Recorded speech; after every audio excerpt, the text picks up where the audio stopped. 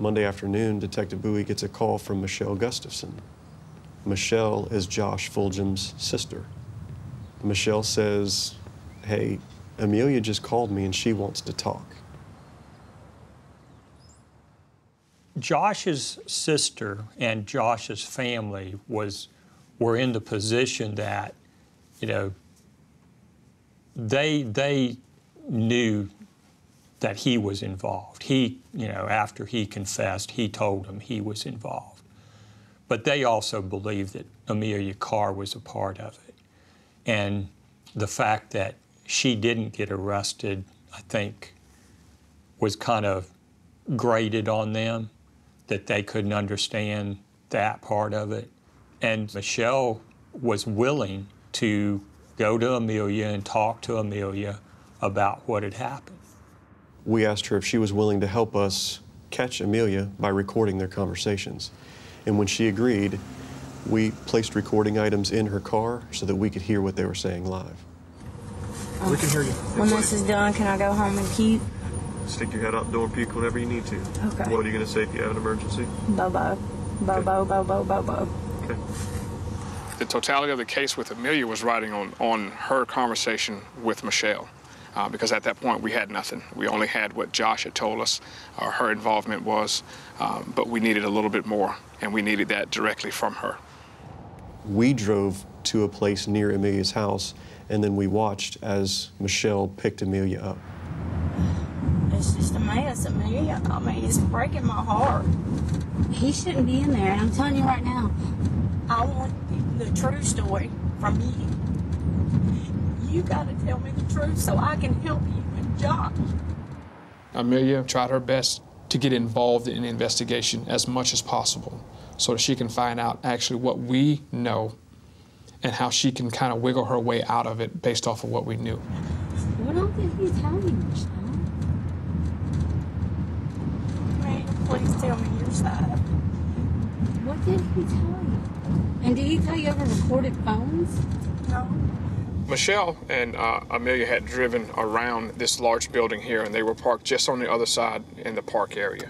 We had a radio here where we were able to monitor based off the listening and recording device that we had placed in Michelle's car. Please tell him just to keep his mouth shut and to keep his head up because everything's going to be okay. I don't know when, but he's got to stop talking to them. Emilia went there to get direction, to find out what was going on, and to make sure that Josh kept his mouth shut. Because she knew as much as if Josh continued to talk, it was going to get worse for the both of them. I can't sleep, I can't eat. I hadn't ate since Wednesday. So I want detail. I don't know if you can handle it, Michelle. Emilia, it would be better. It would be better knowing than not knowing. This was orchestrated by Emilia. And now the tables had turned on her just a little bit to where she had to give a little bit to get that she felt she was going to get a little bit. You put the bag over her head. You tried to snap her neck. That didn't work. You did? He didn't see any other way out, Michelle. I mean, how many more times was he gonna... But why would you try to break her neck? I tried to be quick and painless. At that point, we were sitting in the car, and I remember looking over at Spivey, and it was like, number one, disbelief. Number two, we finally got what we wanted. After we were convinced that we had heard everything we needed to hear, we went ahead and decided to interrupt their conversation so that we could go ahead and get Emilia down to our office for an official interview. Hey, is that chair comfortable for you? It's all right. Which one's the most comfortable chair for you? I guess this one. This one here. Trade places with me. As Detective Bowie starts to interview her, he didn't mention to her that we had this recording or that we had heard that entire conversation. Let's talk about... Is Michelle okay? Michelle is fine. Michelle is fine. I appreciate you asking about her. She was kind of... She's going through a lot, yeah. Obviously. When we interviewed her, previously it was more of a fact-finding type interview. In this interview, we had the facts. So now it was time to get to work on her. What were you guys talking about up there? That's what we were talking about, the baby, because I went to court today and they won't even release my kids to any of my family. They won't. Just like many times before, Emilia began to lie and didn't tell us the truth. I wasn't out there.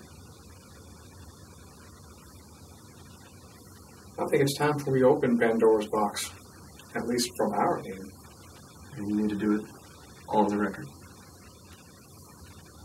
Today, you had a conversation with Josh's sister. That conversation was recorded totally. You, out of your own mouth, admitted to being there. Tell me what happened. You've already admitted to it. You've gotten over that hurdle. You have admitted to killing someone. No, I admitted to attempting, and it didn't work. He killed her. Were you there? On the record? Everything is on the record. From here on out is on the record. You were there when she died. You told that girl today you tried to break her neck.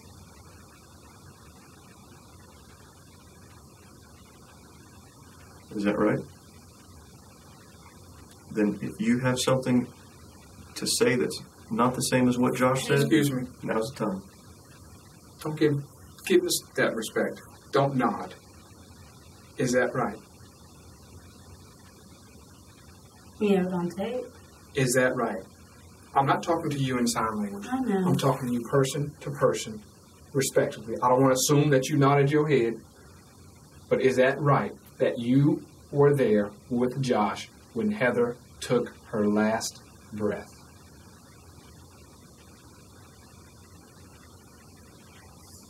I can't hear you. Yes. Emilia's story matches Josh's almost exactly from start to finish up until the moment that Heather is killed. Emilia separates herself from the actual act and puts the act on Josh, saying that he's the one that suffocated her. How far back do you want me to go? When you were standing behind her trying After she was taped, and I put the bag over her head, and he taped it, and I pulled the tape, and he taped it. I made a little attempt because I was scared and I was shaking, and I told him I couldn't do it, I couldn't do it. How many times do you think you tried? Once or twice, and I couldn't. How many times do you think you tried? Because I couldn't do it. And I told him I was shaking so bad. I said, Josh, I can't do this. So then I stepped back. Okay. And he went around and he took care of it. But you tried to snap her neck because you wanted it to be Because I was quick. scared. You wanted it to be quick. Yeah, I didn't want her to suffer. You didn't want her to suffer, so you tried to break her neck. And I couldn't do it because I was shaking so bad. So then I just stepped back and he took over. And he held his hand over her nose and her mouth so that she couldn't breathe. Only you and him know exactly Yeah, I know. who did what, because one's pointing at the other one. But both of you guys were there, present, assisting each other when she took her last breath. Correct? So even though I didn't kill him, I get charged with the same thing as him. Exactly. They both were equally involved in orchestrating this. So if Josh sat on her lap, or if Emilia sat on her lap, or if Josh held the bag over her head, or if Emilia held the bag over her head, they both were equally involved.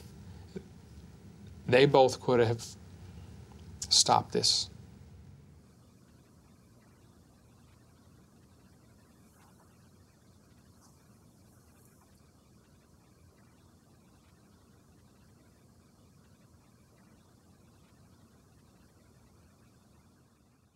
From the very beginning,